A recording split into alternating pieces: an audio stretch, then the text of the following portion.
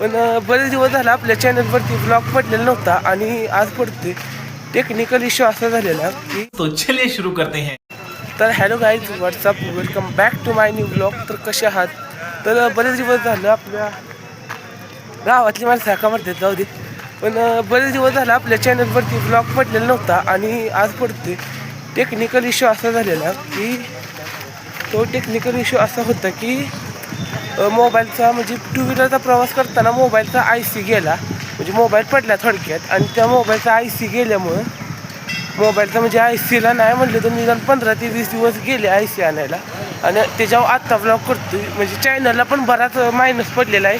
Watch time, subscriber, viewers पण कमी पडलेले आहेत. आणि आत्ता जस्ट आली रेशनिंग न्यायला, पण रेशनिंग काय नाही. अशा तऱ्हेनं म्हणजे रेशनिंग न्यायला आलेलो, आणि रेशनिंग न्यायला आल्यानंतर फक्त तिथं रेशनिंग बंद होतं. मग काय आता रेशनिंग येणार नाही, बघू. आता म्हणजे टायमिंग बघतो, तर टायमिंग झालेली 9:48. 9:48 म्हटल्यावर नाही, नियर अबाउट 10च्या दरम्यान तरी उघडतं. पण मी आधीच आलेलो, जरा म्हटलं मित्रमंडळ पण भेटावं, आणि मित्रमंडळ पण भेटलेले. तर चला आता घरी जाऊ, कारण की गावात 2 दिवस पाणी नसल्यामुळं पाण्याचा एक तुटवडा पडला आहे.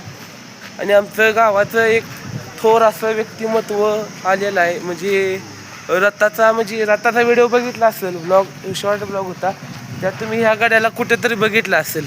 सारखा आजूबाजूलाच असायचा. तर मित्रांनो, तरी आता झाले बऱ्यापैकी.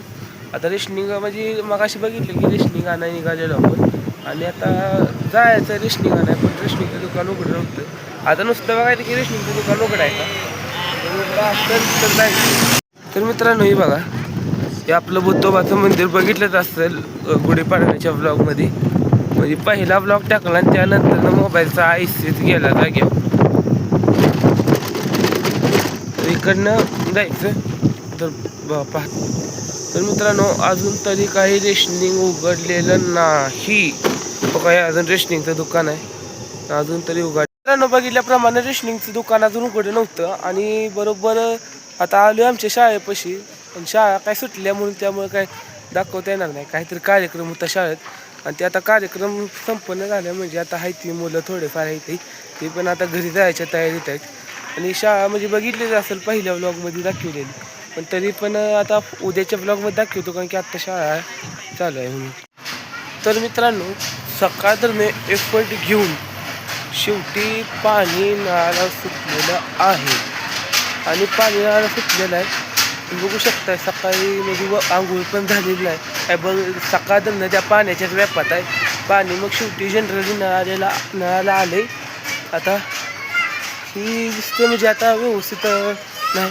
आंघोळ पहिली करणं महत्त्वाचं असते. दिवसाची सुरुवात आंघोळीनं करायची असते, पण माझं वेगळं असते. उलटं आहे, पण उलटं म्हणजे रोजचं नाही, ही आज प्रॉब्लेम झाल्या म्हणून. तर आता आंघोळ करतो मस्त. आणि आपली आता आंघोळ वगैरे झालेली आहे, आणि पाण्याच्या ॲपातनं पण खूप म्हणजे कंटाळा आलेला आहे. आणि आता जायचं आहे मायनीला डबल.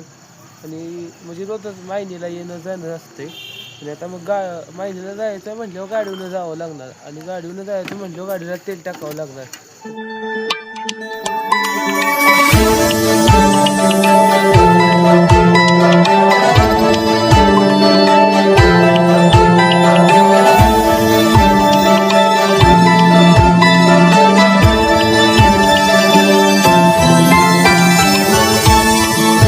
तर आमच्या गावातील सुप्रसिद्ध स्टेशनरीचं दुकान, त्या दुकानात पेट्रोलही मिळतं. म्हणजे गावाकडे काही जनरली पंपही नसतात, म्हणून आपल्याला नाही म्हणजे ते दुकानात घ्यायला लागतं. ते भावा आपल्याला 1 लिटर पेट्रोल देईल. कॅमेरा काय लगेच मारते 2 लिटर.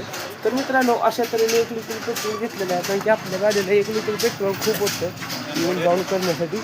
तर त्याला गाडीत तेल टाकतात. सिद्धिविनायक स्टेशनरीमध्ये म्हणजे आमच्या गावात जनरली पेट्रोल मिळतं. पंपावर दर चालतोय 104च्या दरम्यान. इथं जरा जास्त मिळतं, 110-120च्या दरम्यान तर तेल मिळतं. तर चला, ह्यांची आता घेतलेली बाटल्याची त्यांची त्यांना माघार द्यायची, पेमेंट ऑनलाईन द्यायची. तर मित्रांनो, अशा तऱ्हेने म्हणजे तेल टाकून झालं. आता माघारी घरी जायचं, व्यवस्थित हेल्मेट वगैरे आपली म्हणजे सेफ्टी फर्स्ट मित्रांनो. हेल्मेट वगैरे घ्यावंच लागतं, घेतो तुम्ही.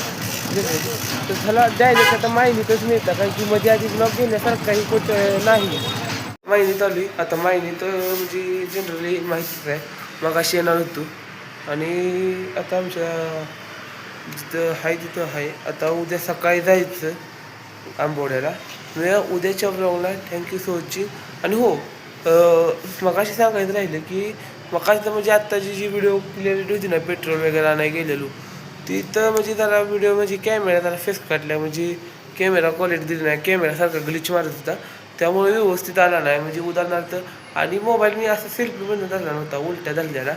त्यामुळं काय काय यायला म्हणजे काय काय व्हिडिओमध्ये माझा चेहरा असा दिसते किंवा असं दिसतंय, मग ती असू दे म्हणजे लाईट नसल्यामुळे मग तसं झालं. मिळूया उद्याच्या ब्लॉगला. Thank you so watching.